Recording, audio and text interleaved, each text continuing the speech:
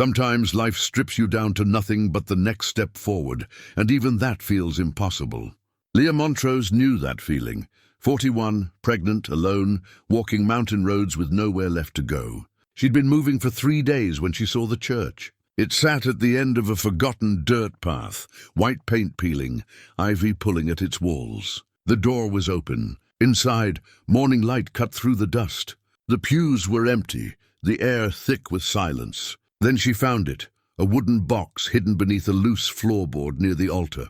Her grandmother's name was carved into the lid. What Leah discovered inside that box would unravel a family secret buried for decades and give her a reason to believe she wasn't as alone as she thought. Before we jump back in, tell us where you're tuning in from. And if this story touches you, make sure you're subscribed, because tomorrow I've saved something extra special for you. The box was heavier than it looked. Leah sat back on her heels, feeling the rough wooden floor through her worn jeans, and studied the carved letters on the lid.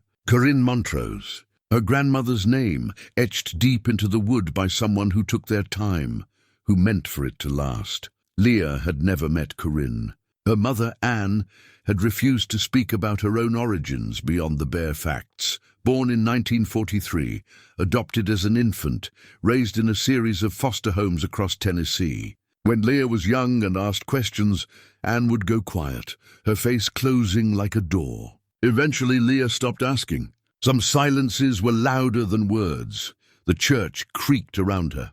Morning light filtered through stained glass windows on the eastern wall, throwing pools of red and gold across the dusty pews. The place had been beautiful once. You could still see it in the clean lines of the architecture, the careful joinery of the wooden beams overhead, the hand-carved details on the altar rail. But time and weather had worn it down. Paint peeled in long strips from the walls. The floorboards were warped and split.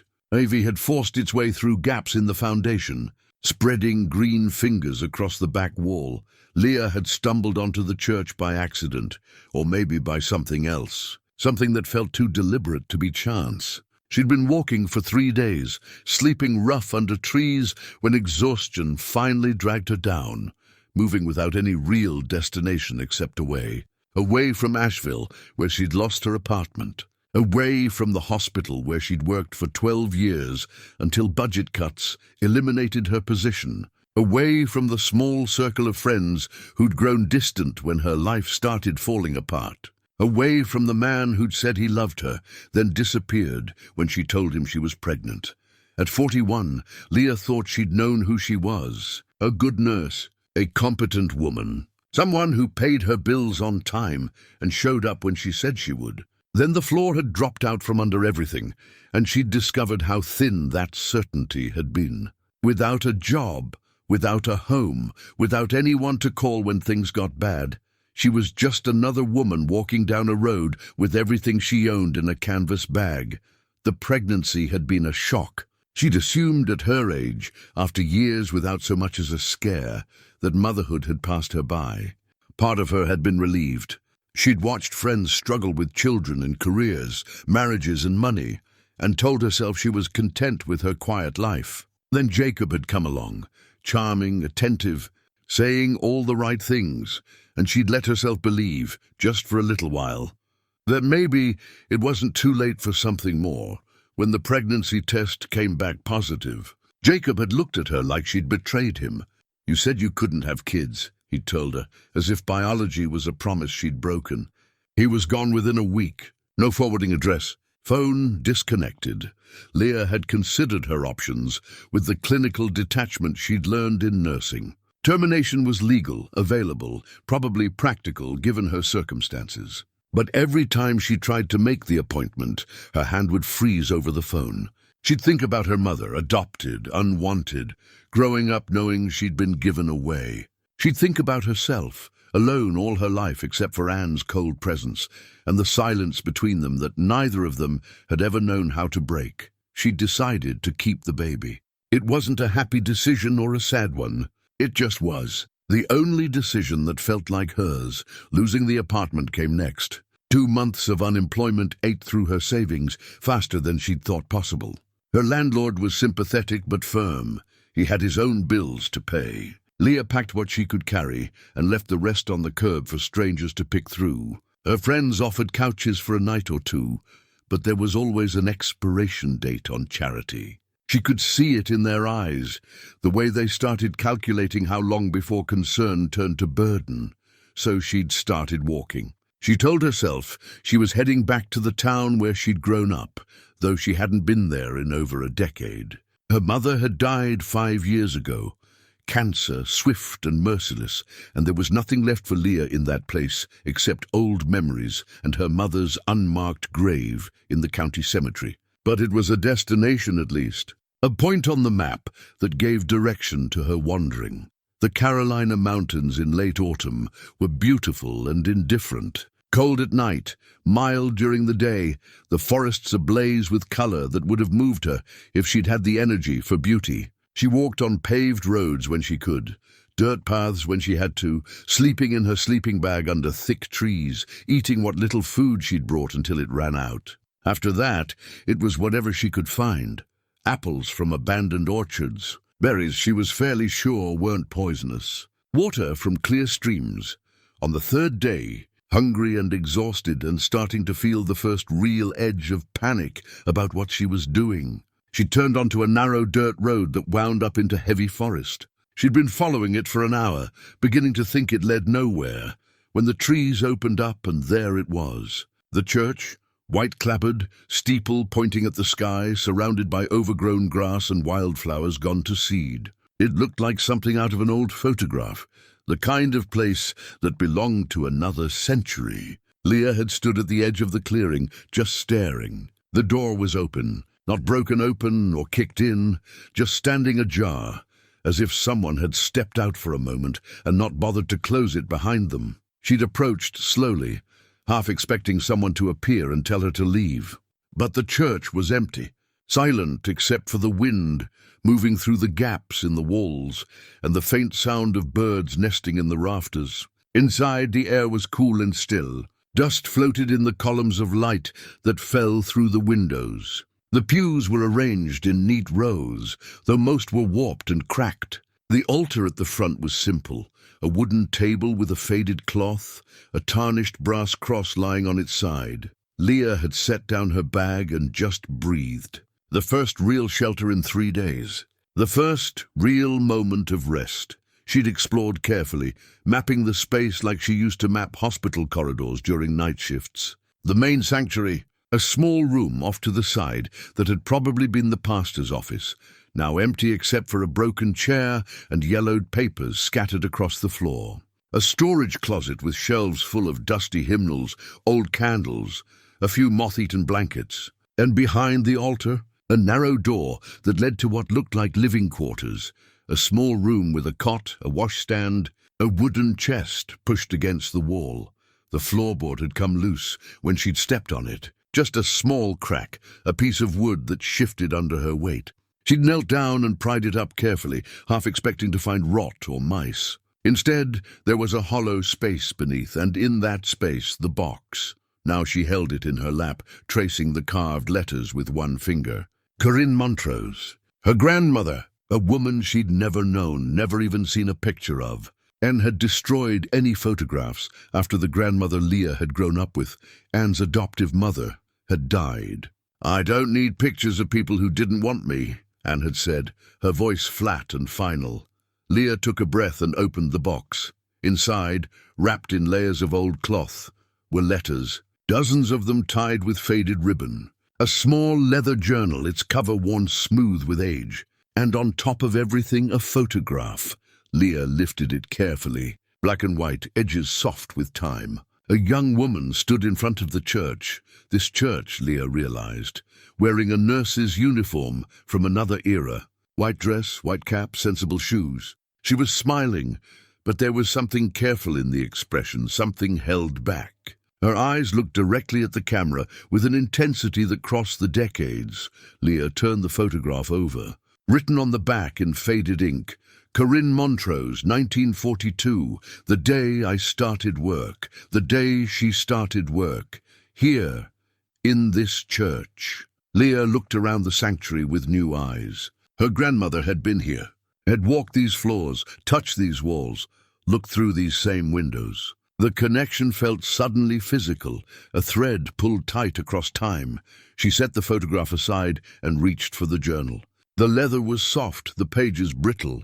She opened it carefully to the first entry, dated January 1942, and began to read. Today, I begin my work at the church clinic. Pastor Williams has given me the small room behind the altar for my quarters. It's not much, but it's mine, and the work is good. There are so many who need help, especially now with the war. I'm grateful to serve. The handwriting was neat, precise, the words measured and careful. Leah flipped through the pages, scanning entries. Daily notes about patients treated, supplies needed, small observations about the town and the people. And then, several months in, the tone began to shift. James came to the clinic today. He's been convalescing at the Hendersons' farm after his injury. His leg is healing well, but he still walks with a slight limp. We talked for a long time. He has kind eyes. Leah felt something tighten in her chest. She knew how this story ended, or at least she knew part of it. Her mother had been born in 1943. Unmarried mothers in that era faced shame that could destroy them. Whatever had happened between Corinne and this James, it had ended with a baby given away and a lifetime of silence. She closed the journal, suddenly exhausted. The pregnancy made her tired in waves that came without warning, dragging her down into sleep whether she was ready or not. She looked around the small room, at the cot with its sagging mattress, and made a decision. She would stay here tonight, maybe longer. Long enough to read the rest of what her grandmother had left behind. Long enough to understand where she came from, and maybe, just maybe, where she was going. Leah stood carefully, feeling the stiffness in her back and legs from 3 days of walking. She found the blankets in the storage closet, shook the dust from them, and spread them on the cot. Not comfortable, but better than the ground. She had a few bottles of water left in her bag, a granola bar she'd been saving. She ate it slowly, making it last, then lay down with the journal beside her. Through the window she could see the sun sinking toward the mountains, the light turning gold, and then orange. The church settled around her with small sounds, wood contracting as the temperature dropped, birds rustling in the eaves, the sounds of a building that had stood for a long time and would stand a while longer. Leah closed her eyes and let herself drift, one hand resting on her belly where her daughter, she was sure it was a daughter, was growing. Tomorrow she would read more. Tomorrow she would figure out what came next. But tonight, for the first time in weeks, she felt something close to safe. Leah woke to darkness and the sound of rain on the roof. For a moment she couldn't remember where she was. Then it came back, the church, the box, her grandmother's name carved in wood. She fumbled for her phone to check the time, then remembered the battery had died yesterday. She'd have to find a way to charge it, though she had no one to call and nowhere to be. She lay still, listening to the rain. Her back ached. Her bladder was full. The baby shifted inside her, a strange rolling sensation that still felt foreign after 6 months. She pushed herself upright and made her way carefully through the dark sanctuary to the bathroom she'd discovered yesterday. The toilet didn't work, no running water, but there was a bucket and she used that, feeling the indignity of it but grateful to have shelter at all. In the storage closet she found candles and matches. She lit 3 and placed them around the small room, creating a warm circle of light against the dark. Then she retrieved the box and settled back on the cot with the first letter. The envelope was yellowed with age, the paper inside thin and delicate. Leah unfolded it carefully, holding it close to the candlelight to read the faded ink. "My dearest child," it began, and Leah's throat went tight. "I am writing this letter, knowing I may never be able to give it to you. They tell me it's better this way, that you'll have a good family, a proper home, everything I cannot provide. They tell me it's merciful to let you go cleanly, without confusion or complications. But I need you to know, even if you never read these words, that I loved you, that you were wanted, that giving you away is the hardest thing I've ever done, and I'm not sure I'll survive the doing of it. Your father was a good man. His name was James Whitfield, and he died in France last month. He got the telegram 3 weeks ago. He never knew about you. He'd already shipped out when I realized I was pregnant. I wrote him letters but never sent them. How could I? He was fighting a war. He didn't need my problems weighing on him. We were going to be married. He promised me that and I believed him. I still believe him. James wasn't the kind of man who said things he didn't mean. But the war took him before he could keep his promise. And now here I am, unmarried, pregnant, facing the judgment of everyone in this town who used to smile at me in church.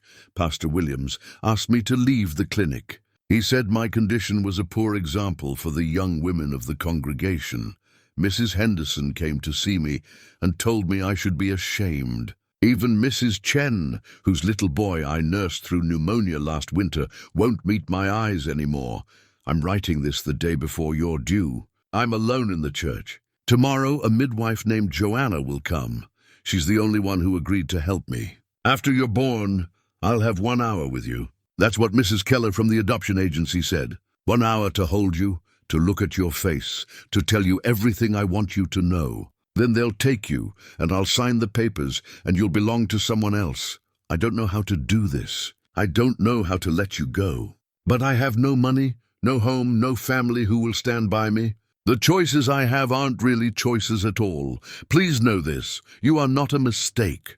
You were made from love, real love, the kind that's rare and precious. Your father was brave and kind and funny. He made me feel like the world was bigger than this small town and its small judgments. And you, I felt you moving inside me for months now, and I already know you're strong. Stronger than me. I'm going to find you someday. I don't know how, but I will. I'll save money, I'll search, I'll do whatever it takes. And when I find you, I'll tell you this story properly. I'll tell you about your father, about how we met, about the life we were supposed to have. I'll make you understand that being given away didn't mean you weren't loved. If I never find you, if something happens to me, or if the world won't let me have you back, then I pray someone kind raises you. Someone who tells you you're worthy and wanted. Someone who gives you the life I couldn't. Be happy, my child. Be strong, and forgive me if you can. Your mother, Leah Montrose. April 15th, 1943. Leah read the letter 3 times, tears streaming down her face, her hands shaking so badly she could barely hold the paper. April 15th, 1943, her mother's birthday. The day Corinne had given her away. Anne had died 5 years ago, without knowing any of this. She'd grown up believing she was unwanted, thrown away, not worth keeping. She'd carried that wound her whole life, and it had shaped everything. Her coldness, her distance, her inability to show affection even to her own daughter. Leah had spent her childhood trying to earn love from a woman who didn't know how to give it, who'd never received it herself. And all along, Corinne had loved her, had wanted her, had been forced to make an impossible choice, and had spent the rest of her life trying to undo it. Leah set the letter down and pulled her knees up, wrapping her arms around them as much as her belly would allow. She wept for her grandmother, for her mother, for the terrible waste of it all. 3 generations of women who'd never known how to reach each other across the silence. Her hand went to her belly, feeling the solid warmth of the baby inside. 6 months now. 3 more to go. And she was alone, just like Corinne had been. No husband, no family. No real plan beyond surviving one day at a time, but she had this, these letters, this story, this proof that love existed even when everything else fell apart. She had her grandmother's words telling her she came from something real, something worth fighting for. Leah wiped her face and reached for the next letter, then the next. The rain continued outside, steady and relentless, but inside the circle of candlelight, she was somewhere else entirely. In 1943, watching her grandmother's life unfold in careful handwriting on pages that smelled like time and dust and old sorrow. There were letters written after the birth, letters that were never sent but addressed to my daughter, letters that documented Corinne's grief, her guilt, her desperate attempts to find information about the baby she'd given away, letters that grew more urgent as months became years. I went to the adoption agency today. One read, "Mrs. Keller told me the records are sealed. She said it's better for everyone, better for you, better for your new family. She said I signed away my rights and I should move on with my life. But how do I move on from you? You're written into my bones. Every baby I see, every child I pass on the street, I wonder if it's you. I wonder if you have my eyes or your father's smile. I wonder if you're happy, if you're loved. If anyone has told you that you matter, I bought the church property today. The county was selling it. The congregation moved to a newer building in town, and no one wanted this old place. I used every penny I've saved. I don't know what I'll do with it, but it's mine now. The place where you were born. The only thing I have that connects me to you. Maybe someday you'll find your way here. Maybe someday I'll be able to tell you that I never stopped looking, that I never stopped loving you. Leah looked around the sanctuary with new understanding. Corinne had bought this place, had claimed it as hers, had kept it even after she must have known she'd never see her daughter again. The last letter in the bundle was different from the others, shorter, shakier handwriting, dated 1968. To my daughter, or my granddaughter if she exists. I'm dying, cancer. The doctors give me a few months, maybe less. I never found you. I tried for 25 years, but the system was built to keep us apart, and I couldn't break through it. I failed you. I failed myself. But I'm leaving this for you, in case you ever come looking. The church is yours. The deed is filed with the county. Everything I have, everything I am, belongs to you and anyone who comes after you. Take it, build something. Make it mean something. You are not a mistake. You were born from love. Forgive me if you can. Leah Montrose. Leah sat in the candlelight, holding her grandmother's final words, and felt something shift inside her. Not the baby, something deeper. A decision taking shape. A purpose. She wasn't going to run anymore. She wasn't going to disappear into the mountains and hope things worked out. She was going to stay here, in this church, in this place her grandmother had kept for a daughter who never came. She was going to claim what was hers, and she was going to give her own daughter what no one else in their family had ever had, a home. A beginning, a place to belong. The rain eased toward morning.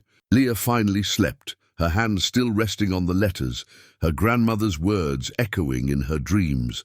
Morning came cold and clear. Leah woke stiff from the thin mattress, her bladder insistent, her stomach hollow with hunger. She had one granola bar left and half a bottle of water. After that, she'd have to figure something out. She stood carefully, feeling the ache in her lower back that had become constant over the past month. The baby was getting heavier, changing her balance, making everything harder. Simple tasks, getting up, bending down, walking, required thought and effort now. In the storage room, she found an old metal bucket and carried it outside. There was a hand pump near the back of the church, half hidden by weeds. She worked the handle, not expecting anything, but after a few rusty groans, water sputtered out, cold and clear. She tasted it carefully. No strange flavor, no chemical smell. It would do. She washed her face and hands, then filled the bucket to bring inside. Small victories. Water meant she could stay a while longer, at least until her body or the weather forced her to move on. Back in the small room, she sat on the cot and ate her last granola bar in tiny bites, trying to make it last. Then she reached for the leather journal she'd started reading the night before. Corinne's nursing journal, documenting her daily work at the church clinic during the war years. The early entries were straightforward. Lists of patients, symptoms treated, supplies needed. But as Leah read deeper, a story emerged between the lines. January 1942. Mrs. Henderson brought her youngest in today. Croup. I sat with him for 3 hours, steam and careful watching. He'll be fine. She paid me with eggs and a loaf of bread. I told her it wasn't necessary, but she insisted. People here are proud. February 1942. Pastor Williams asked me to take on more hours. The men are leaving for the war, and there's no doctor in town anymore. Dr. Fletcher joined the Army Medical Corps last month. I'm doing what I can, but I'm only a nurse. Some conditions are beyond my training. I pray I don't make mistakes. March 1942. A soldier came to the clinic today. His name is James Whitfield. He was injured in a training accident, broken collarbone, badly bruised ribs. The Hendersons took him in while he recovers. He has kind eyes and a good sense of humor, even through the pain. He thanked me 3 times for cleaning his wounds. Most men don't thank you at all. March 1942, James came back for a follow-up visit. His collarbone is healing well. We talked while I checked his bandages. He's from Virginia, joined up right after Pearl Harbor. He wants to be a teacher after the war. History, he said. He thinks understanding the past might help people avoid repeating it. I like the way he thinks. April 1942. James visits the clinic every few days now. His injuries are mostly healed, but he always finds a reason to stop by. Today he brought me coffee, real coffee, not the chicory substitute most people are drinking. He said a friend sent it from overseas. We sat on the church steps and talked for an hour. He makes me laugh. I can't remember the last time someone made me laugh. May 1942. I'm trying not to let my feelings show, but I think James knows anyway. He looks at me in a way that makes my breath catch. Yesterday he touched my hand when he was leaving, just a brief moment, but I felt it all the way through. I know this is dangerous. He'll ship out soon. Getting attached is foolish, but my heart doesn't seem to care about wisdom. June 1942, James kissed me today. We were in the small garden behind the church, and he kissed me. Gentle and careful, like he was asking a question. I answered yes. God help me, I answered yes to everything. July 1942. We're careful not to be seen together too much. People talk in small towns, and I can't afford gossip. But we meet when we can. Early mornings before anyone's awake. Late evenings after the clinic closes. He tells me about his family, his dreams, the life he wants after the war. And I let myself believe in that life, in a future where I'm not alone. August 1942, James asked me to marry him. We were sitting by the creek and he just said it, plain and direct. Marry me, Corinne. When the war's over, marry me.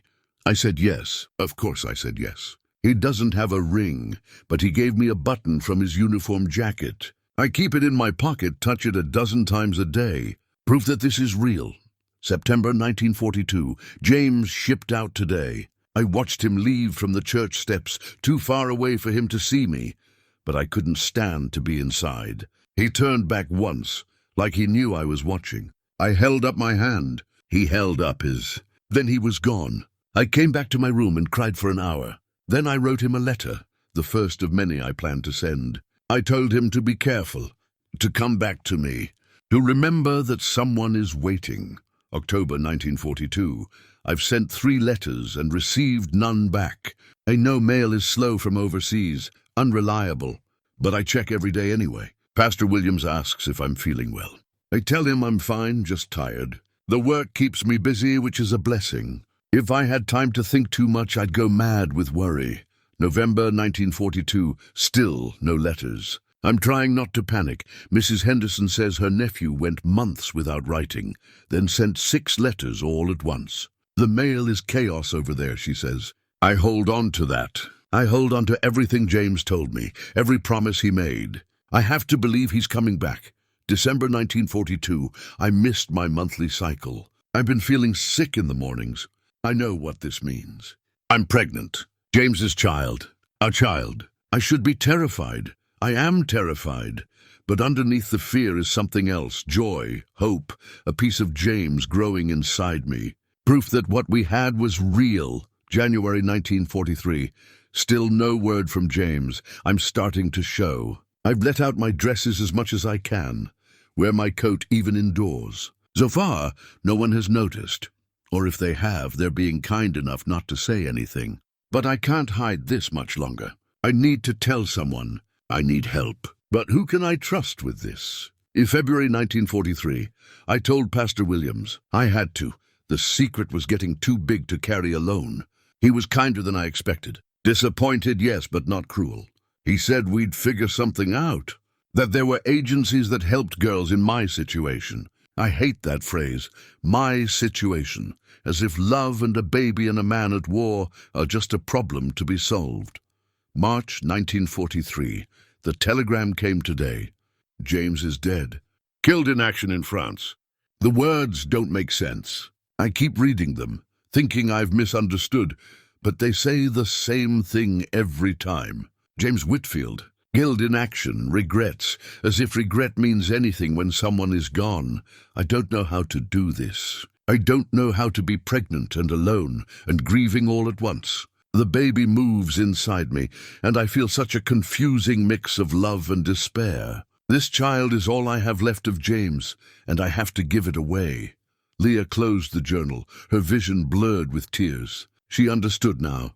Understood the weight Corinne had carried, the impossible choice she'd faced. Love and loss twisted together, no good options, just survival. She thought about her own situation. No James, but also no great love lost. Just a man who'd said pretty words and disappeared. In some ways, that was easier. She hadn't lost anything she'd really had, but the loneliness was the same. The fear was the same. And the question, how do you bring a child into the world when you have nothing to give them? That was the same too. Leah stood and walked through the sanctuary, her footsteps echoing on the wooden floor. This was where Corinne had worked, had loved, had suffered, where she'd given birth and given away her daughter in the same breath. And somehow, Leah had found her way back here. Full circle. Ready to face the same questions her grandmother had faced 80 years ago. But this time, she thought, maybe the answer could be different. On the second day, Leah's hunger became impossible to ignore. She'd finished her water, refilled from the pump, but water alone wouldn't sustain her. She needed food. The baby needed food. She explored the church more thoroughly, searching for anything useful. In the pastor's old office, she found a metal lockbox pushed into a corner, rusted shut. She worked at it with a piece of broken chair leg until it finally gave way. Inside were a few old coins, a pair of reading glasses, and tucked beneath yellowed papers, a small silver locket. Leah lifted the locket carefully. It was tarnished but beautiful, with delicate engraving on the front. She pressed the tiny clasp and it opened. Inside, on one side, was a photograph so small she had to squint to see it clearly. A young man in military uniform, serious-faced, but with warmth in his eyes. James Whitfield. It had to be. On the other side of the locket, a lock of fine baby hair, brown and impossibly soft. Leah's breath caught. Corinne had kept this, had held onto a piece of the daughter she'd given away, carried it with her, kept it hidden in this church that she'd bought and preserved. The locket felt heavy in her palm, weighted with more than silver. She closed it carefully and slipped it into her pocket. Then she kept searching. In the storage room, behind stacks of old hymnals, she found a hollowed-out Bible. Inside were more letters, these ones different from the others. Not addressed to anyone, just dated and carefully folded. The first one was dated 1946, 3 years after the birth. I came back today. The church is closed now. The congregation moved to the new building in town. But I bought the property. It's mine. I don't know what I'll do with it. But I couldn't stand the thought of strangers tearing it down or letting it rot. This is where you were born. This is where I said goodbye to you. It matters. I've been working in Tennessee, saving every penny I can. I went to 3 different adoption agencies, begged them to help me find you. They won't. The records are sealed, they say. It's better this way, they say. Better for the child to have a fresh start, no confusion about who her real parents are. But I am your real parent. I carried you for 9 months. I held you for 1 hour. I know the sound of your first cry, the weight of you in my arms, the way your tiny fingers wrapped around mine. How does that not make me real? I won't give up. I'll keep looking. I'll keep hoping. Maybe when you're older, you'll come looking for me. Maybe you'll find this place and these letters, and you'll know that I never stopped loving you. The letters continued, year after year, brief entries documenting Corinne's life, her work as a nurse in various hospitals, her loneliness, her persistent search for the daughter she'd lost. Some years had multiple entries, some had only one, but they were all addressed the same way, to my daughter, or to the child I gave away, or sometimes simply, to you. Leah read them in chronological order, watching her grandmother age on paper. The handwriting grew more confident, then shakier again in the later years. The hope in the early letters gradually faded into resignation, though the love never diminished. May 55. I'm 36 now. 12 years since you were born. You'd be starting to become your own person now, developing interests, opinions, dreams. I wonder what kind of girl you are. Quiet or loud? Studious or adventurous? Do you look like me? Like your father? Do you ever wonder about where you came from? 960. I visited the church today. I do that sometimes, maybe twice a year. I sit in the sanctuary and remember. The building is deteriorating without care, but the bones are still strong. Like me, I suppose. Weathered but standing. 1965. I met a man who wanted to marry me. A good man, kind and patient, but I couldn't do it. How do you build a life with someone when you're still holding on to a ghost? He deserved better than half a heart. Everyone does. 1968. I'm sick, cancer. The doctor says it's advanced. I have months, maybe less. I'm writing this final set of letters for you, or for your daughter if you had one. For whoever finds this place and wants to know the story, all I want you to understand is this. You were wanted. You were loved. Giving you away wasn't a choice. It was the only option I had in a world that gave me none. If I could go back, if I could do it differently, I would fight harder. I would find a way. But I was young and alone and terrified, and I made the best decision I could with the tools I had. Please don't think you weren't worth fighting for. You were worth everything. You still are. The church is yours now. I've arranged it legally. The deed will transfer to you or your descendants if you ever come forward. Take it. Make it something. Make it matter. And if you have children of your own, tell them about love. Tell them that mistakes are just moments, but love is forever. Tell them their great-grandmother thought about them even before they existed, hoped for them, prayed they'd have everything I couldn't give you. I love you. I always have. I always will. Forgive me if you can. That was the last entry.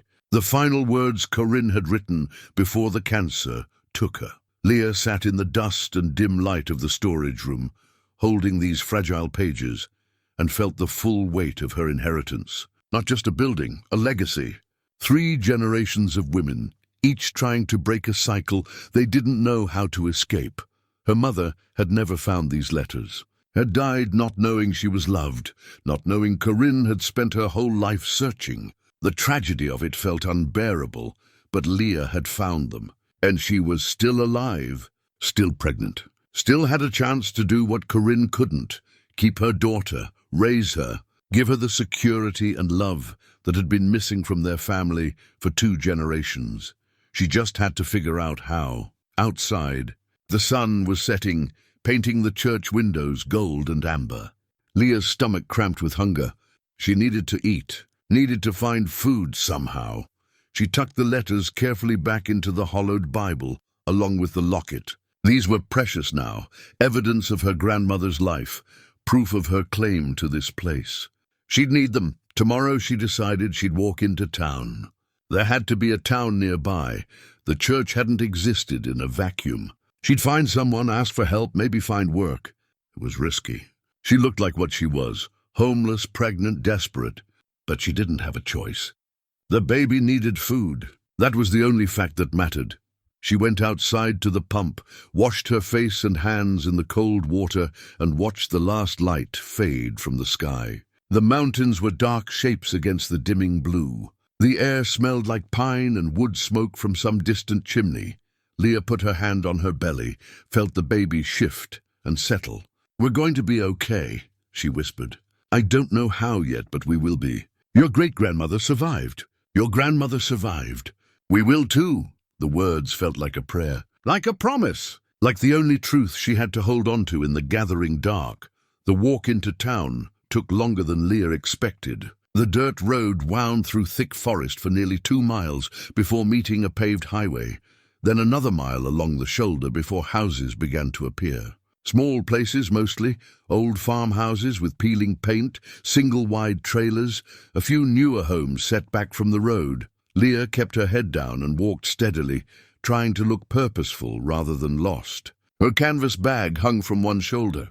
She'd washed her face and hair as best she could at the pump, changed into her cleanest shirt. But she knew she still looked rough, worn, like someone who'd been sleeping in an abandoned church because she had nowhere else to go.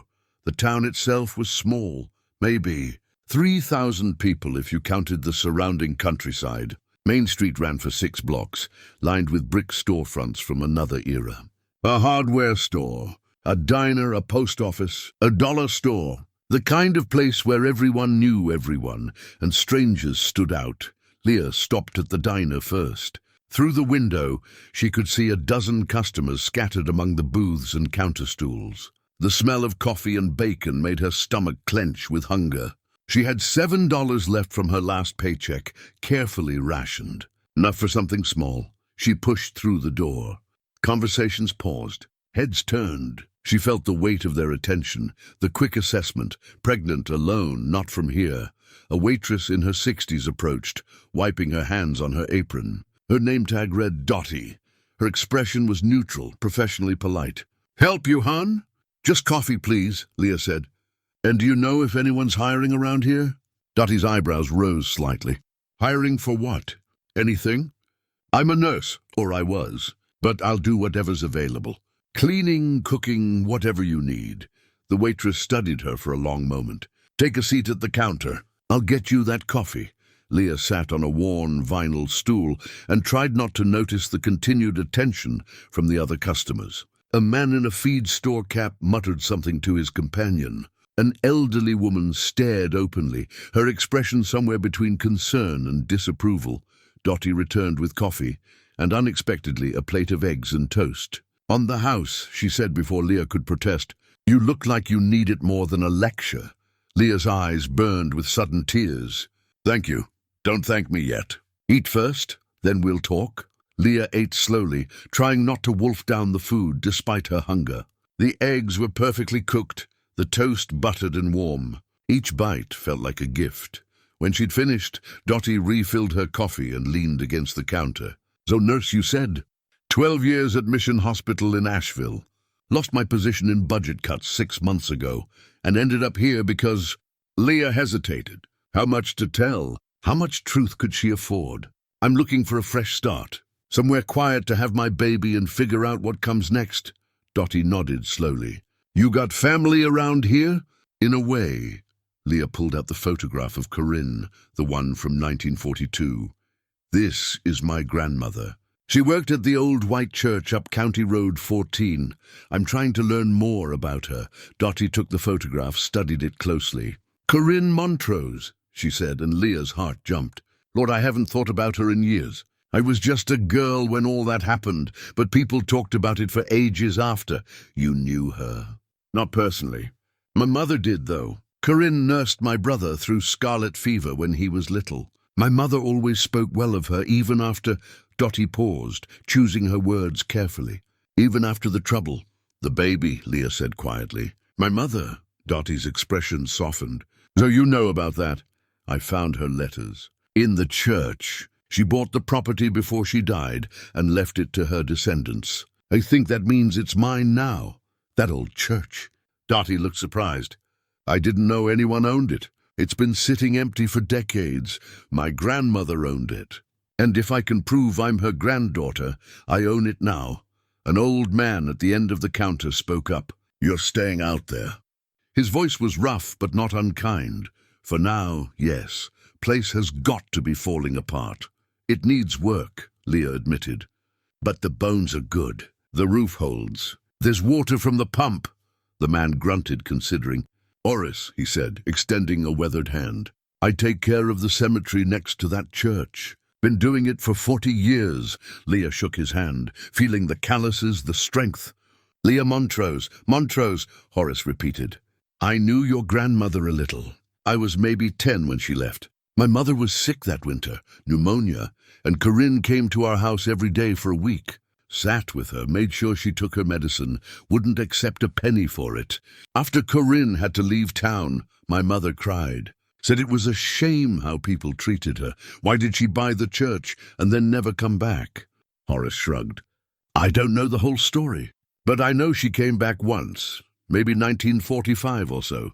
Bought the property from the county, then she left again. Some people said she couldn't bear to stay. Too many bad memories. Some said she was waiting for her daughter to find her. Either way, she never came back that I saw. Leah felt something loosen in her chest. Someone remembered Corinne kindly. Someone had been paying attention. If you're staying out there, Horace continued, you'll need supplies. Wood for the stove. Proper food. Maybe some help fixing the place up. I don't have money for that. Didn't ask for money. Horace drained his coffee cup and stood. I've got tools, got time. And I don't like seeing that church fall down. If you're Corinne's granddaughter and you're going to fix it up, I'll help. Leah stared at him, not quite believing. Why would you do that? Because your grandmother was kind to my mother when kindness mattered. I don't forget things like that. He pulled a worn wallet from his back pocket and extracted a business card, handwritten, not printed. That's my number. I'm usually at the cemetery mornings. You need something, you call? He nodded to Dottie and left, the bell above the door chiming. Dottie smiled. Horace is a good man. Doesn't talk much, but when he says he'll do something, he does it. I can't believe... Leah's voice broke. I've been alone for so long. I don't know how to accept help. Well, you'd better learn. Dottie patted her hand. This town's got problems like any other, but we take care of our own. If you're Corinne's kin, you're part of our history. That means something here. Leah wiped her eyes. Is there anywhere I could work? Even part-time? I need to save money. Prepare for the baby. Dottie considered. Doc Alvarez runs the county health clinic. He's always complaining about being short-staffed. You being a nurse, maybe he'd have something. Want me to call him? Would you? Sure, give me a minute. Dottie disappeared into the back. Leah sat at the counter holding her cooling coffee, feeling the first real stirring of hope she'd had in months. Maybe this could work. Maybe she'd found a place where her grandmother's memory meant something, where being Corinne's granddaughter was an asset rather than a burden. Maybe she'd found home. Dottie returned 5 minutes later with a phone number written on a napkin. He'll see you tomorrow morning at 9. Clinic's 3 blocks that way. She pointed east. Can't promise he'll hire you, but he'll at least talk to you. Thank you, Leah said. Thank you so much. Don't thank me yet. Doc Alvarez is particular, but he's fair. You show up on time, tell him what you can do. You might have a chance. Leah left the diner, with the napkin in her pocket and enough hope to carry her back. Through the long walk to the church, Dr. Marcus Alvarez hired her on the spot. He was a compact man in his 50s with salt and pepper hair and tired eyes. The county health clinic occupied a renovated house on the edge of town. 3 examination rooms, a small pharmacy, a waiting area that doubled as the receptionist's office. The whole place smelled like antiseptic and coffee. I've been running this clinic alone for 2 years, he told Leah after reviewing her credentials. My last nurse moved to Charlotte for better pay. Can't blame her, this place doesn't pay much. But if you're willing to work 20 hours a week at $12 an hour, the position's yours. 20 hours. $12. That was $240 a week before taxes. Not much, but it was something. It was a beginning. When can I start? How about now? I've got 15 patients scheduled today, and I'm already running behind. Leah worked her first shift in clothes she'd worn for 3 days, but she knew her job. Taking vitals, preparing exam rooms, drawing blood, administering vaccines. The skills came back like muscle memory. By the end of the day, Dr. Alvarez was visibly relieved. You're good, he said as they closed up. Really good. Where'd you train? Mission Hospital. I worked ICU for 8 years, then pediatrics, and you ended up here because life happened. Leah touched her belly. Sometimes you land where you land. He nodded, accepting the non-answer. You need an advance on your first paycheck?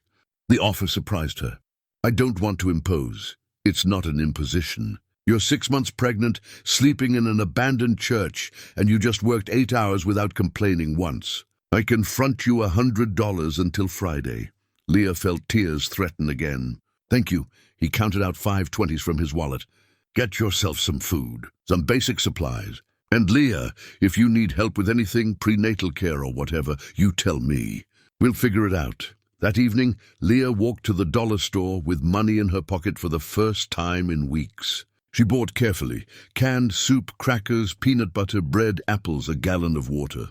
Basic toiletries. a flashlight with batteries, a cheap blanket. The total came to $63. She had enough left over to last until her first real paycheck. Walking back to the church in the fading light, groceries weighing down her bag, Leah felt something shift inside her. Not the baby, though she was moving too, a constant flutter and roll, but something in herself. A sense of capability returning. She'd found work. She'd found help. She was building something.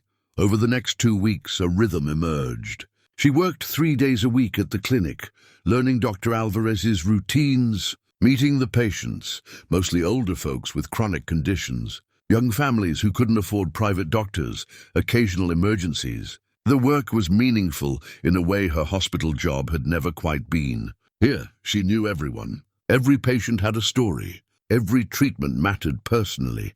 On her days off, Horace appeared at the church with tools and supplies. He fixed the wood stove in the small room, brought cords of split firewood, repaired loose boards in the floor. He worked mostly in silence, but his presence was steady and reassuring. You don't have to do all this. Leah told him on the 3rd day, watching him replace rotted siding on the church's north wall. I know I don't have to. He hammered in another nail. But it needs doing, and I've got time. Besides, I like this old place. It's been here longer than most of us. Seems right to help it stand a while longer. Other people from town started showing up too. Dottie brought a box of dishes and utensils. Found these in my basement. Been meaning to get rid of them anyway. An old woman named Pauline dropped off a bag of maternity clothes. My daughter left these when she moved. You might as well use them. A retired carpenter named Bill showed up one morning with windows he'd salvaged from a demolished house. Heard you might need these. I'll help you install them if you want. Slowly, the church transformed. The worst of the decay was addressed. The building became weatherproof again. Leah cleaned obsessively, sweeping, scrubbing, organizing. The sanctuary started to feel less like a ruin and more like a space that could be lived in. In the evenings, by candlelight, and later by the light of an old lamp Horace had wired up, Leah continued reading Corinne's letters. The bundle she'd found in the hollowed Bible contained dozens more, years of entries, a record of a life lived in the shadow of loss. 7 years now. You'd be starting school. I wonder if you're a good student. If you like books the way I did, if anyone reads to you at night. I used to imagine doing that, reading you stories, tucking you in, kissing your forehead, ordinary things that would have meant everything. 1956, I saw a girl today who might have been you. 13, brown hair, walking with a woman who might have been her mother. They were laughing together. The girl looked happy. I stood there on the sidewalk, watching them disappear into a store, and I felt such a complicated mix of grief and gratitude. Grief that it wasn't me with you. Gratitude that maybe somewhere you have that kind of happiness. 1962. I've stopped looking so actively. The agencies won't help. The courts won't help. The system is designed to keep us apart. But I still hope.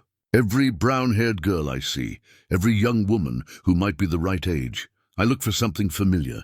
Your father's eyes, my stubborn chin, some mark that says, here she is, your daughter.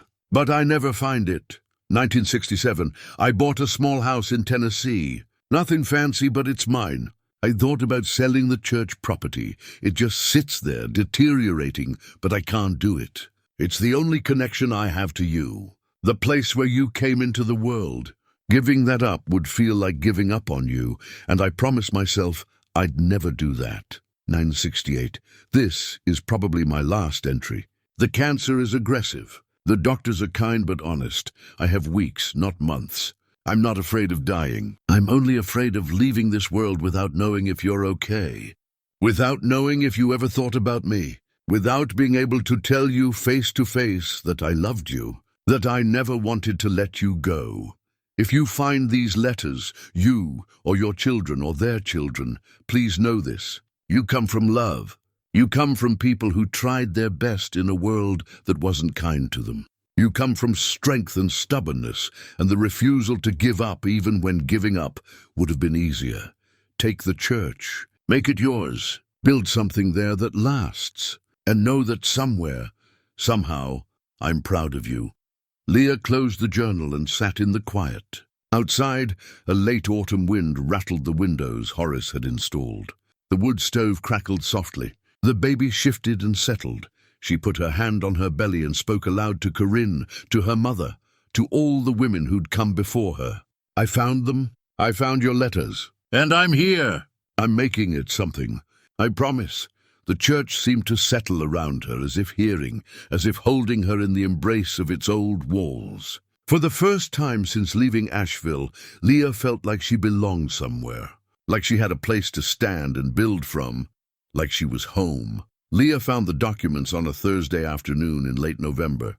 She'd been organizing the basement, a dank space filled with water-stained boxes and forgotten church records. Horace had offered to help, but she'd wanted to do it herself, to understand every corner of the building that was slowly becoming hers. Most of the boxes contained mundane items, old service bulletins, financial records from the 1960s, moth-eaten choir robes. But one box, tucked in the far corner behind a stack of rotting hymnals, held something different: legal documents, recent ones. Leah carried the box upstairs into better light and began sorting through the contents. Property tax notices dating back to 1968, the year Corinne died. The taxes had been paid regularly until 1970, then stopped. After that, the notices piled up: warnings, demands, final notices. Decades of accumulated debt. Near the bottom of the box, a certified letter dated 3 months ago. Leah opened it with shaking hands. Notice of tax foreclosure and adverse possession claim. Property located at 1847 County Road, 14. Owner of record, estate of Corinne Montrose, deceased. Claimant, Mountain Vista Development, LLC. This property has been identified for seizure due to unpaid taxes totaling $47,328.67. Interested? Parties have 30 days from the date of this notice to contest the claim. Failure to respond will result in automatic transfer of ownership to the claimant. The date on the letter was August 15th. It was now November 21st. The 30-day window had closed months ago. Leah's vision blurred. She read the document again, then a third time, hoping she'd misunderstood. But the words stayed the same. A development company had filed to seize the church. The legal process was nearly complete. Unless someone contested the claim, and no one had, the property would transfer to Mountain Vista Development within weeks. She would lose everything. The church, her home, the one piece of her grandmother's legacy that remained. Leah sat on the floor of the sanctuary, the letter trembling in her hands, and felt despair wash over her. She'd been so focused on surviving day to day, on finding work and making the place livable, that she'd never thought to check if the property was actually secure. She'd assumed that because Corinne had owned it, because the deed existed, it was safe. But unpaid taxes changed everything. And she'd been too naive, too desperate to see it coming. The baby kicked hard, as if protesting. Leah put her hand on her belly. "I know," she whispered, "I know. I'm sorry." She sat there until the light faded, trying to think through the panic. Then she gathered the documents and walked the 2 miles into town. Dr. Alvarez was still at the clinic, finishing paperwork. "Leah, what's wrong?" She showed him the letter, her hands still shaking. He read it slowly, his expression darkening. "Mountain Vista," he said, disgust evident in his voice. "They've been buying up properties all over the county. They find old places with tax problems, file adverse possession claims, then demolish everything and build vacation homes for rich people from Atlanta. Can they really take the church? If the taxes haven't been paid in over 50 years? He sighed. "Yeah, they probably can. Unless you can prove you're the legal heir and contest the claim. How do I do that?"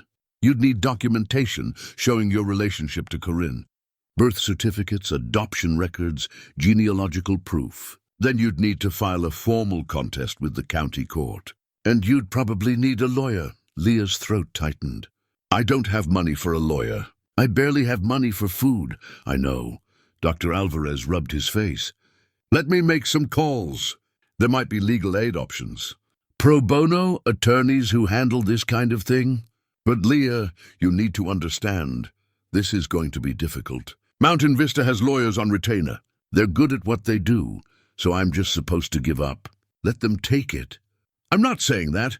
I'm saying you need to be realistic about what you're up against. Leah left the clinic, feeling hollowed out. She walked past the diner, closed now, dark, and kept going to the cemetery where Horace was usually working. She found him near the back, tending to a grave marker.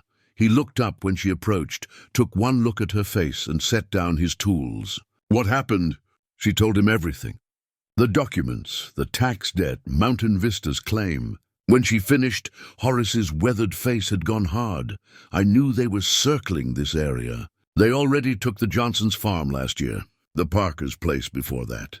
They come in, wave money around, push through legal processes most people don't understand. He paused. You going to fight them? How? I have nothing. No proof of who I am, no money, no leverage. You have the letters. You have Corinne's journal. That's proof, is it? I don't even know if my mother was officially Corinne's daughter.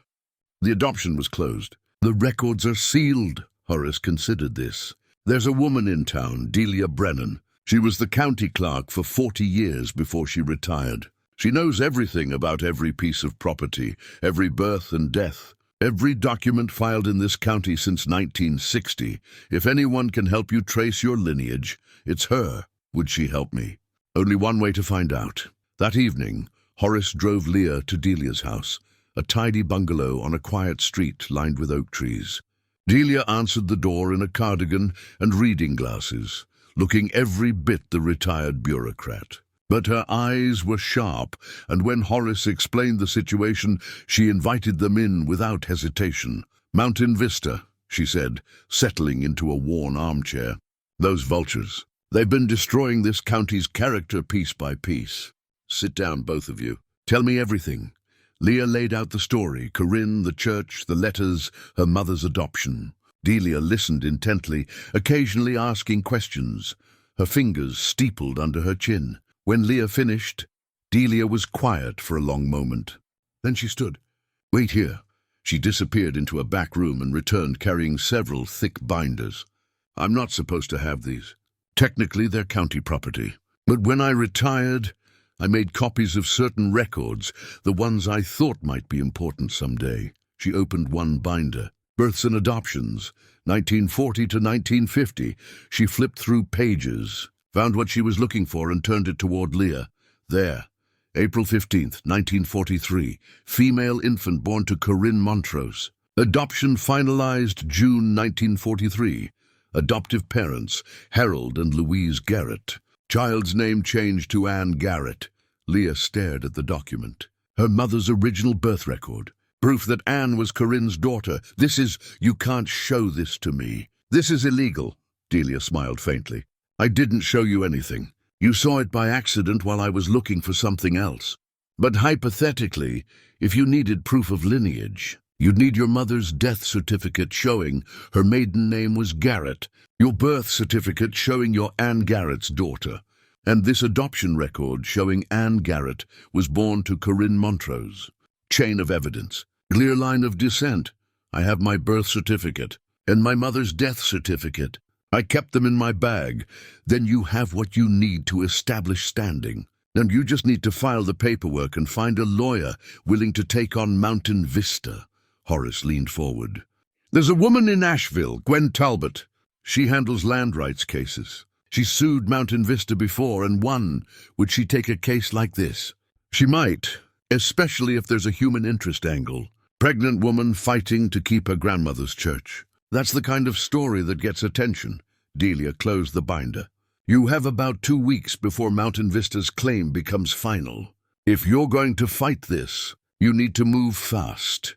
Leah felt the weight of it pressing down, the time constraint, the complexity, the sheer impossibility of taking on a corporation with a team of lawyers when she had nothing but old letters and the help of kind strangers. But she thought about Corinne, alone and pregnant, facing a town that wanted her gone. She'd survived. She'd fought in her own way. She'd left behind a legacy. Leah put her hand on her belly, felt her daughter moving, and made her decision. I'll fight them, she said. I don't know how, but I will. This place is mine. It's my daughter's, and I'm not letting them take it. Gwen Talbot agreed to meet with Leah on the condition that she drive to Asheville. I don't come to you, she'd said on the phone. You come to me. If you're serious about this, you'll make the trip. Horace drove her. They left before dawn, the old truck rattling along mountain roads as the sun rose over the ridges. Leah clutched a folder containing everything she had: birth certificates, death certificates, Corinne's letters, the adoption record Delia had accidentally let her see, photographs, the property deed. Gwen's office was in a renovated warehouse downtown. 3rd floor, her name stenciled on the frosted glass door. She was younger than Leah expected, maybe 40, with short grey hair and the kind of direct gaze that said she didn't waste time on pleasantries. Show me what you have. Leah spread the documents across the conference table. Gwen examined each one methodically, making notes, asking questions. When she got to the adoption record, she raised an eyebrow. Where did you get this? A friend showed it to me. This is a sealed record. It shouldn't exist outside official channels. I know. Gwen studied Leah for a long moment, then nodded. I'll pretend I didn't hear that. But understand, we can't use this document directly. We'll need to petition the court to unseal the adoption records officially. That takes time. How much time? Weeks, maybe months. I don't have months. Mountain Vista's claim finalizes in less than 2 weeks. Gwen sat back in her chair. Then we need to file an emergency injunction. Stop the transfer until you can establish standing. But I have to be honest with you, this is a long shot. Mountain Vista has deep pockets. They've been doing this for years. They're very good at it. So I should just give up? I didn't say that. I'm saying you need to understand the odds. Gwen tapped the property deed. Your grandmother bought this property in 1945 and died in 1968. The taxes haven't been paid since. That's 57 years of accumulated debt. Even if you prove lineage and win the right to keep the property, you'll owe those back taxes plus interest and penalties. How much? Could be 60,000. Could be more. The number hit Leah like a physical blow. I don't have that kind of money. I'm making $12 an hour working part-time at a county clinic. I know, but there might be options. Public interest funds, crowdfunding, community support. If we can generate enough attention, make this a story about a corporation bullying a pregnant woman out of her family's heritage, people respond to that. I don't want charity. It's not charity. It's people deciding what kind of community they want to live in. Mountain Vista has been pushing locals out for years. Your case could be the one that finally pushes back. Leah looked at the documents spread across the table. Her whole history, her grandmother's life, reduced to paper and stamps and official seals. What do I need to do? First, we file the emergency injunction today. That buys us time. Then we petition to unseal your mother's adoption records that establishes your legal standing as Corinne's heir. Simultaneously, we challenge Mountain Vista's adverse possession claim on the grounds that you were actively attempting to claim your inheritance but didn't know about the property's status. That's a stretch, but it might work. And if it doesn't, then you lose the church. Gwen's voice was matter-of-fact, not unkind. I won't lie to you. This is an uphill battle, but I've won cases like this before. Not many, but some. And I really hate Mountain Vista, so I'm willing to try if you are. What about your fee? Pro bono. I take a few of these cases every year. This qualifies. Gwen started gathering the documents. Give me 2 hours to draft the injunction. Then we'll file with the county court and see what happens. The filing took all day. Gwen moved through the courthouse with practiced efficiency, speaking to clerks, filing forms, arguing politely but firmly with the judge's clerk, who tried to claim they'd missed the deadline. By late afternoon, they had their injunction. Temporary. Good for 30 days, enough to stop Mountain Vista from taking possession while the court considered Leah's claim. This is just the beginning, Gwen warned as they left the courthouse. They'll fight back, hard. You need to be ready for that. On the drive back to the church, Horace was quiet until they were almost home. Then he said, You did good today. Corinne would be proud. I haven't won anything yet. You showed up. You fought. That's something. Word spread through town quickly. By the next morning, when Leah arrived at the clinic, Dr. Alvarez had already heard. "Dottie told me," he said. "Said you got an injunction filed. That's something. It's temporary. I still have to prove I'm Corinne's heir, and even then, I owe more in back taxes than I could earn in 5 years. One problem at a time." He handed her a coffee. "Also, there's a reporter here to see you. From the local paper," Dottie may have called her. The reporter was a woman named Rachel Kim, late 20s, keen-eyed and carrying a digital recorder. "I heard about your case," she said. "Woman fighting to keep her grandmother's church from being seized by a development company. That's a story people want to hear. Will you talk to me?" Leah hesitated. Part of her wanted to refuse, to keep her struggle private. But she thought about what Gwen had said. Public attention could help. Public support could make the difference. "Okay," she said. "I'll talk to you."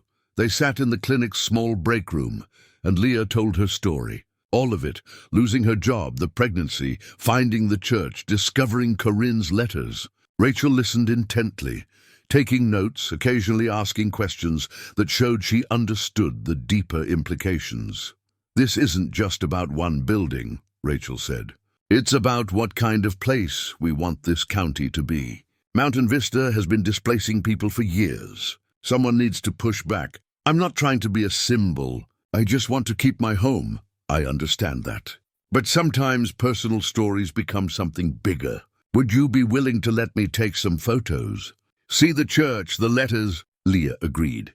That afternoon, she and Rachel drove out to the church. Rachel photographed everything: the building's exterior, the sanctuary with its patched windows and worn pews, the small room where Leah slept, the box containing Corinne's letters. "These are incredible," Rachel said, carefully examining a letter.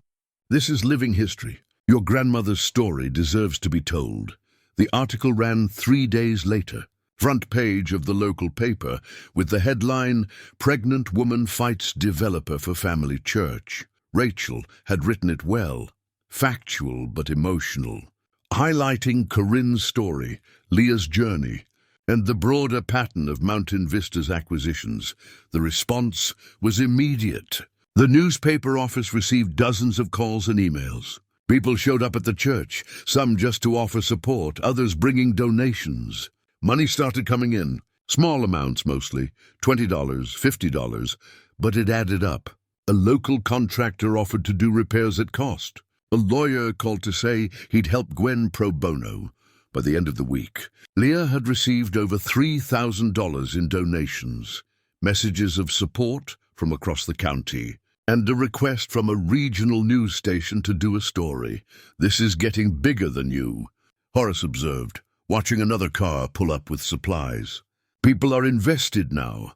I don't know how to handle this. You don't have to handle it alone." That's the point. The regional news story aired on a Friday evening. Leah watched it at Dottie's diner, surrounded by people from town. The segment was 5 minutes long. Interviews with Leah, Gwen, Horace, and Dottie, footage of the church, excerpts from Corinne's letters read by the anchor.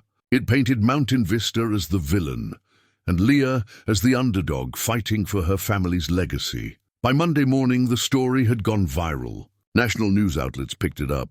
A crowdfunding campaign someone had started without Leah's permission raised $40,000 in 3 days. Her inbox, she'd been given access to a computer at the clinic, filled with messages from strangers offering support, sharing their own stories of displacement, expressing anger at corporate greed.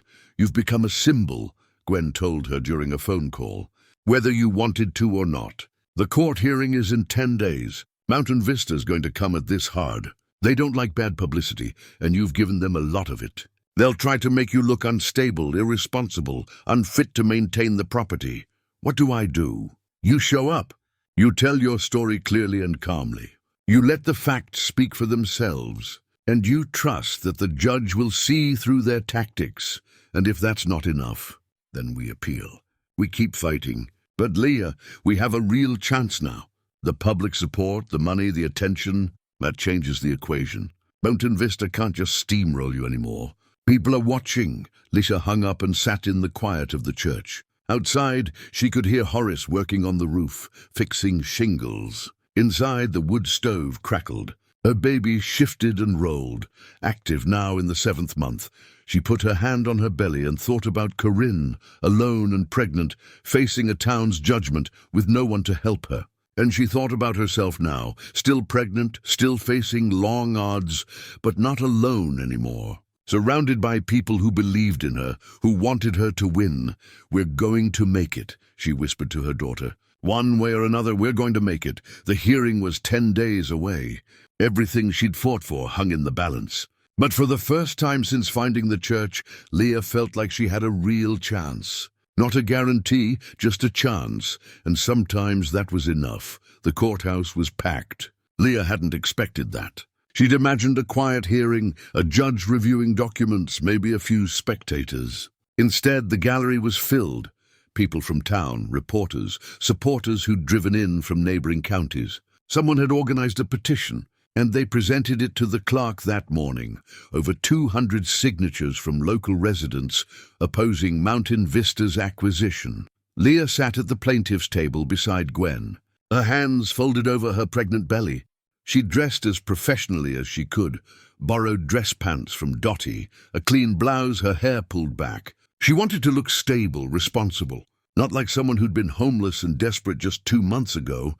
Across the aisle, Mountain Vista's legal team occupied their table.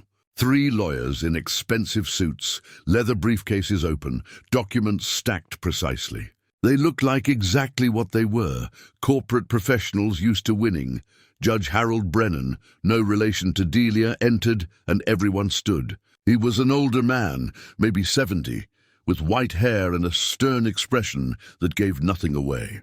He settled behind the bench and reviewed the documents before him.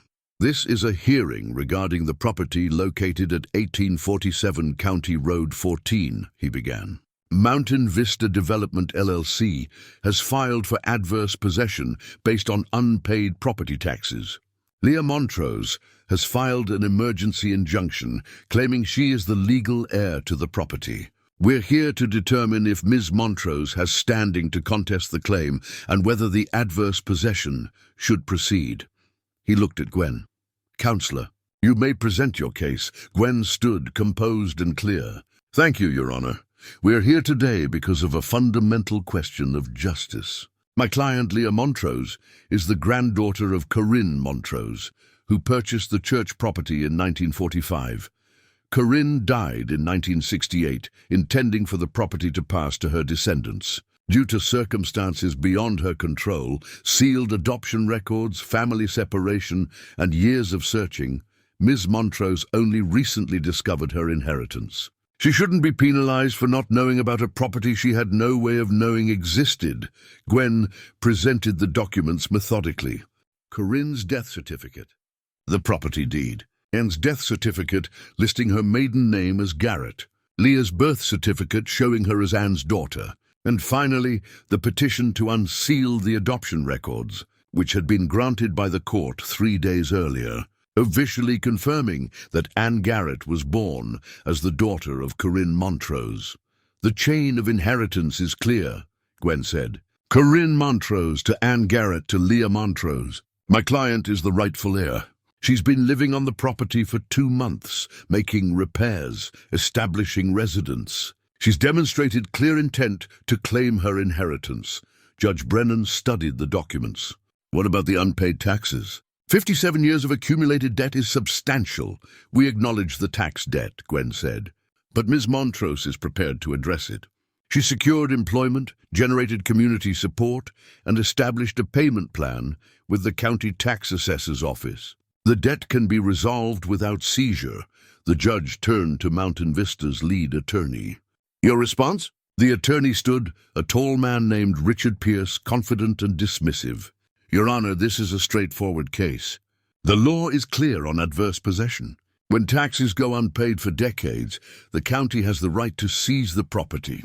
Mountain Vista filed in good faith, followed all proper procedures, and should not be penalized because someone suddenly appeared claiming to be the heir." He gestured dismissively toward Leah. "Ms. Montrose's story is sympathetic, but sympathy isn't law. She has no documented claim to the property until 3 days ago when adoption records were unsealed. Before that, she was a homeless woman squatting in an abandoned building. The fact that she's pregnant and has generated media attention doesn't change the legal realities. Leah felt anger flare at his words. Homeless, squatting. But Gwen touched her arm gently, a reminder to stay calm. Pierce continued. Furthermore, even if the court accepts her claim to the property, she lacks the financial means to maintain it. The building is in severe disrepair. The tax debt exceeds $60,000. She's working part-time for minimum wage. This isn't a sustainable situation. Mountain Vista, on the other hand, has the resources to properly maintain the property and contribute to the county's tax base. So your argument is that wealth should determine ownership. Judge Brennan's voice was dry. No, Your Honor, our argument is that the law has procedures for a reason. Mountain Vista followed those procedures. To overturn our claim now would set a dangerous precedent. The judge was quiet for a moment. I'd like to hear from Ms. Montrose directly. Ms. Montrose, would you approach the witness stand? Leah's heart hammered. She stood carefully, walked to the stand, and was sworn in. The judge looked at her with eyes that seemed to see everything. Tell me why you believe you should keep this property, he said. In your own words. Leah took a breath. This was it. The moment everything hinged on. She thought about Corinne, about her mother, about the daughter growing inside her. And she began to speak. Your Honor, Leah began, her voice steadier than she felt. I didn't know about this church until 2 months ago. I didn't know my grandmother bought it. Didn't know she spent her life trying to find her daughter. My mother didn't know any of it. My mother died 5 years ago, believing she was unwanted. She grew up in foster care, thinking her birth mother had thrown her away. That belief shaped her whole life. It shaped mine, too. She paused, gathering her thoughts. The courtroom was silent, except for the soft scratch of a reporter's pen. I found the church by accident. Or maybe it wasn't an accident. Maybe it was the only place I was supposed to end up. I was 6 months pregnant, broke, homeless. I'd lost everything. And then I walked through that door and found a box with my grandmother's name on it. And inside were letters. Dozens of letters she'd written to the daughter she gave away. Letters full of love and grief, and a promise to never stop searching. Leah's voice cracked, but she pushed on. My grandmother bought that church because it was the place where her daughter was born. She kept it even though she couldn't live there, couldn't face the memories. She kept it because she hoped that someday her daughter would find it, would know she was loved, would understand that being given away wasn't the same as being thrown away. She looked directly at Judge Brennan. My mother never got that. She died not knowing. But I found those letters. I found that proof of love. And I realized this isn't just about a building. It's about breaking a cycle. 3 generations of women in my family have been marked by loss and separation. My grandmother lost her daughter. My mother grew up without knowing where she came from. I grew up with a mother who didn't know how to show love because she'd never been shown it herself. Leah placed her hand on her belly. I'm pregnant, 7 months now, with a daughter of my own. And I looked at that church and those letters and I thought, this is where it ends. This is where we stop repeating the same pattern. This is where my daughter gets what none of us had. A home, a history, a place to belong. She felt tears but didn't wipe them away. Mr. Pierce says I'm just a homeless woman squatting in a building. Maybe I was. But I'm also a nurse who's worked for 12 years helping people. I'm a granddaughter who's trying to honor a legacy. I'm a mother who's trying to give her child something better than what I had. And I'm asking this court to let me try. To let me keep the property my grandmother bought specifically so her descendants would have it. What about the tax debt? The judge asked. $60,000 is substantial. I have $43,000 raised through community donations. The county assessor has agreed to a payment plan for the rest. I'm working, I'm earning, and I'm committed to paying every penny owed. But I need time. I need the chance to make this right. Judge Brennan nodded slowly. Mr. Pierce, do you wish to cross-examine? Pierce stood. Ms. Montrose, you've only been at this property for 2 months. Before that, where were you? Walking. Trying to survive, and the father of your child? Leah met his eyes. Not in the picture. So you're single, unemployed except for part-time work, and you've been homeless. What makes you think you can maintain a property and raise a child? The same thing that made my grandmother think she could survive losing everything. Determination. The same thing that made her buy a church she couldn't afford to keep. Hope. I'm not asking for easy. I'm asking for a chance. Pierce looked like he wanted to press further, but Judge Brennan interrupted. I think we've heard enough. Unless there's additional testimony. Gwen stood. Your Honor, the community petition demonstrates significant local support for Ms. Montrose's claim. This property has historical and emotional significance beyond its assessed value. I've reviewed the petition. The judge closed the file in front of him. I'm going to take a 30-minute recess to consider the evidence. We'll reconvene for my ruling. The courtroom erupted in quiet conversation. Leah returned to her seat feeling drained. Gwen squeezed her hand. You did well. Whatever happens now, you told your story. Is it enough? I don't know. But it was honest. That counts for something. The 30 minutes felt eternal. Leah sat trying not to think, not to hope too much or fear too much, just to breathe and wait. Around her, supporters murmured encouragement. Dottie gave her a thumbs up. Horace nodded from his seat in the back row. Finally, the clerk called them back. Judge Brennan returned to the bench, his expression unreadable. He settled into his chair, picked up a single sheet of paper and began to read. I've reviewed all evidence and testimony presented today. This case presents a conflict between legal procedure and human circumstances. The law is clear on adverse possession and tax foreclosure. However, the law also provides for judicial discretion when circumstances warrant. Leah held her breath. This was it. Everything balanced on whatever came next. In the matter of Mountain Vista development versus the estate of Corinne Montrose, I rule as follows. Ms. Montrose has established clear lineage to Corinne Montrose through proper documentation. The unsealed adoption records confirm that Anne Garrett was Corinne's daughter and Leah Montrose is Anne's daughter. This creates an unbroken chain of inheritance. Furthermore, Ms. Montrose has demonstrated good faith effort to claim and maintain the property. She has secured employment, established residence, and arranged for payment of the tax debt. Judge Brennan paused, looking at Mountain Vista's attorneys. Mountain Vista followed proper legal procedures in filing their claim. However, the spirit of adverse possession law is to address truly abandoned property, not to enable corporations to profit from family tragedies. This property was never abandoned. It was held in trust by a woman who hoped her descendants would one day find it. They have. He set down the paper. I'm ruling in favor of Leah Montrose. Mountain Vista's adverse possession claim is denied. The property at 1847 County Road 14 is awarded to Ms. Montrose as the legal heir of Corinne Montrose. The tax debt is acknowledged and must be satisfied through the agreed-upon payment plan. Mountain Vista, you have the right to appeal this decision. The courtroom erupted. People stood, applauding. Leah sat frozen, unable to quite believe what she'd heard. She'd won. The church was hers. Legally, officially hers. Gwen was smiling, gathering papers. We did it. You did it. Leah felt tears streaming down her face. I can't believe it. Believe it. You're a property owner now. Congratulations. Outside the courthouse, reporters surrounded her. Cameras flashed.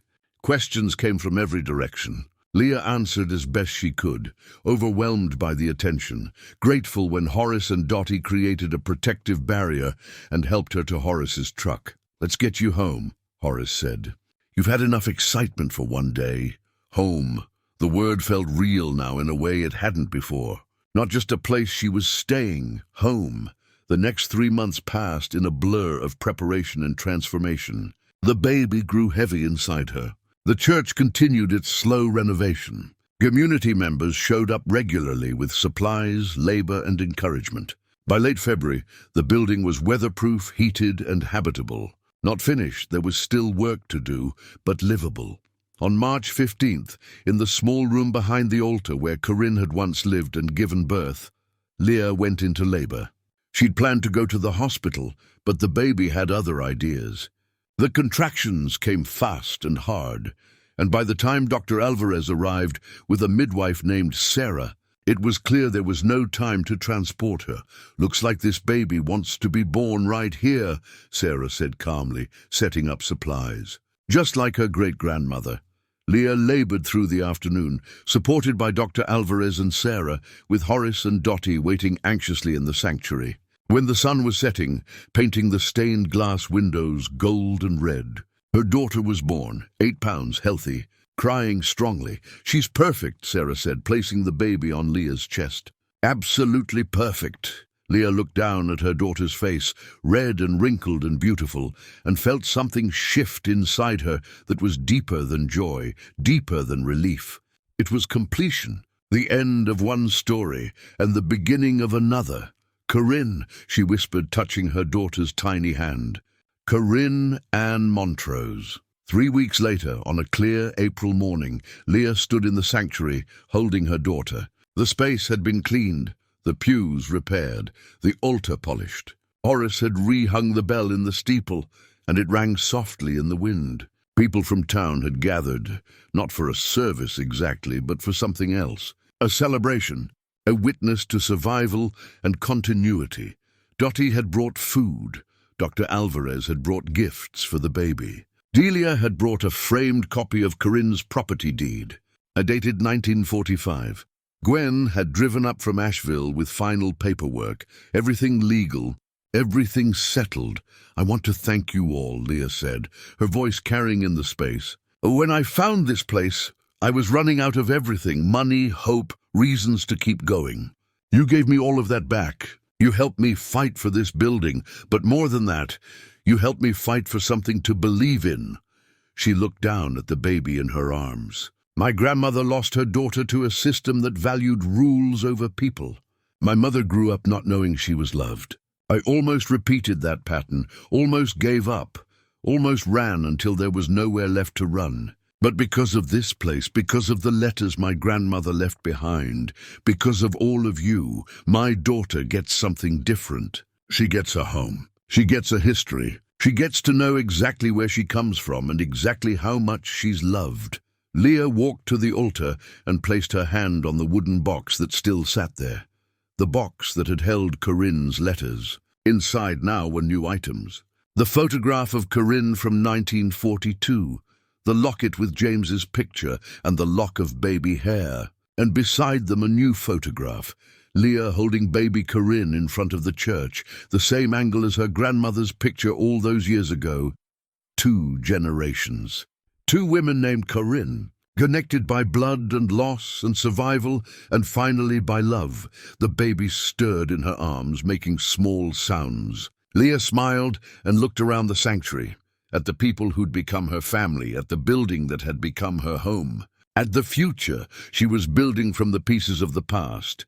She thought about her grandmother, young and alone, making impossible choices. She thought about her mother, growing up searching for something she couldn't name. And she thought about herself, standing here now with her daughter, 3 months old, born in the same room where her great-grandmother had been born 82 years before. The cycle was broken. The pattern was changed. What came next would be different, not perfect, not easy, but built on a foundation of knowing where they came from and choosing where they'd go. Leah stepped out into the spring sunlight, her daughter in her arms, and felt the mountains rising around them like a promise. They were home. They were loved. They were exactly where they belonged, and that finally was enough.